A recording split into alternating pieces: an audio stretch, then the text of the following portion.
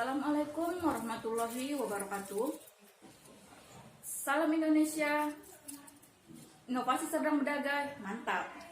Kembali dengan saya di sini Ibu Fauziah dengan tema kali ini adalah sistem pencernaan pada manusia kelas 8 pelajaran IPA. Sebelum memulai pelajaran, Ibu akan menjelaskan sedikit kompetensi dasar atau KD untuk pembahasan kita kali ini. Di sini ada kompetensi dasarnya yaitu 3.5 menganalisis sistem pencernaan pada manusia, gangguan yang berhubungan dengan sistem pencernaan, serta upaya menjaga kesehatan sistem pencernaan. Kemudian 4.5 menyajikan hasil penelusuran informasi tentang gangguan sistem pencernaan dan upaya menjaga kesehatan. Adapun tujuan pembelajaran kita kali ini adalah setelah mempelajari materi pembelajaran ini, kamu akan dapat satu, menjelaskan fungsi makna bagi tubuh. Yang kedua, mengidentifikasi berbagai jenis sumber makanan. Dan yang ketiga, membedakan proses pencernaan secara kimiawi dan mekanis. Dan yang terakhir adalah menyebutkan organ-organ pencernaan makanan pada manusia. Fungsi makanan ada 3. Yang pertama yaitu adalah sebagai sumber energi. Kemudian yang kedua untuk pertumbuhan. Dan yang terakhir adalah mengganti sel tubuh yang rusak. Zat makanan. Zat makanan itu terdiri atas 5. Yang pertama itu adalah karbohidrat. Kemudian ada lemak, kemudian ada protein, kemudian vitamin, dan yang terakhir itu adalah mineral. Proses pencernaan. Proses pencernaan ada 2, yaitu proses pencernaan secara kimiawi dan secara mekanis. Yang pertama, proses pencernaan secara mekanis adalah proses pencernaan makanan dengan menggunakan gigi. Dan yang kedua adalah secara kimiawi, proses pencernaan makanan dengan menggunakan enzim pencernaan. Saluran pencernaan. Saluran pencernaan itu terdiri atas beberapa organ. Ayo anak-anak, sekarang coba kalian berdiri.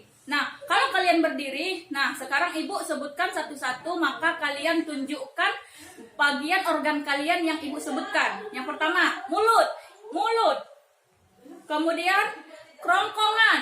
Ayo, kerongkongannya di mana? Selanjutnya, lambung. Lambung kita di mana, Nae? Di sebelah mana? Selanjutnya, usus halus, kemudian usus besar, dan yang terakhir, anus.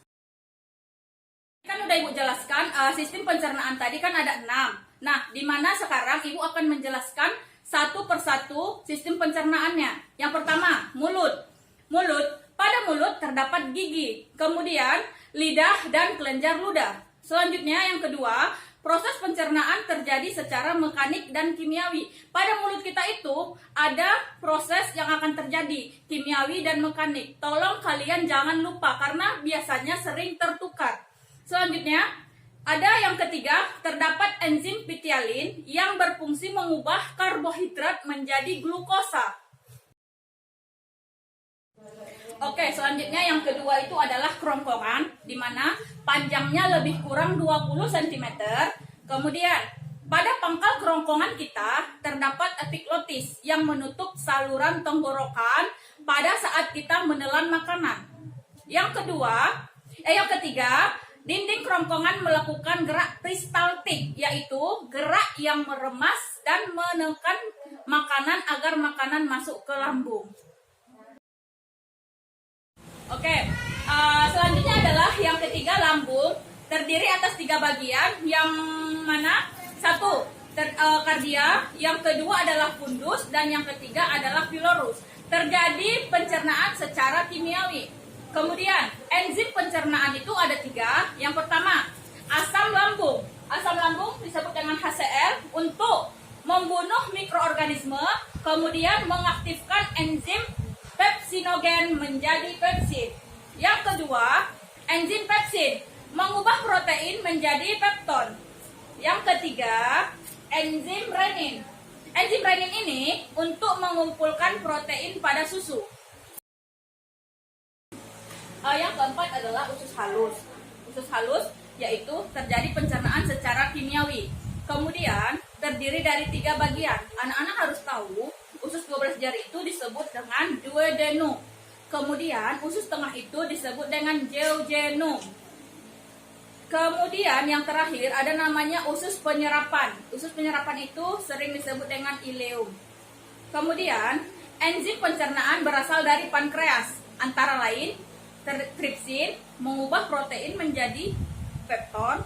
Kemudian yang kedua, amilase. Amilase ini mengubah amilum menjadi glukosa. Dan yang terakhir itu adalah ada namanya lipase. Lipase ini adalah mengubah lemak menjadi asam lemak dan gliserol. Oke, yang kelima adalah ada namanya usus besar. Usus besar ini terjadi pengaturan kadar air pada sisa-sisa pencernaan makanan atau yang disebut dengan feses dan pembusukan sisa makanan. Kemudian terdapat bakteri E. coli yang berfungsi untuk membusukkan sisa makanan dan menghasilkan vitamin K. Dan yang terakhir itu ada namanya fungsi usus besar. Fungsi usus besar ini untuk mengatur kadar air pada sisa-sisa makanan.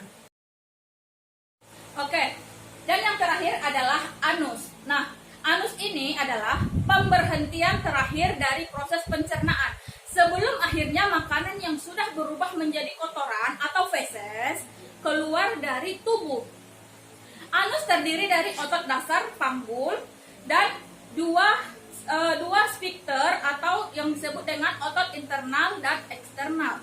Lapisan atas anus itu tugas dia adalah bertugas untuk mendeteksi isi dubur. Sedangkan lapisan ini akan mengetahui bentuk atau konsistensi dari feses. Entah itu cairan, solid atau hanya gas. Setelah Ibu menjelaskan sistem pencernaan pada manusia, dan ada baiknya anak-anak sekalian berdiskusi untuk ini soal yang ada di bawah ini, diskusikan dengan temanmu dan jawab di buku latihan kalian, nanti akan Ibu periksa. Demikianlah yang dapat Ibu sampaikan untuk pertemuan kita kali ini. Mungkin kita akan melanjutkan ke materi selanjutnya di esok hari. Maka dari itu kita akhiri dengan inovasi sedang berdagai mantap. Assalamualaikum warahmatullahi wabarakatuh.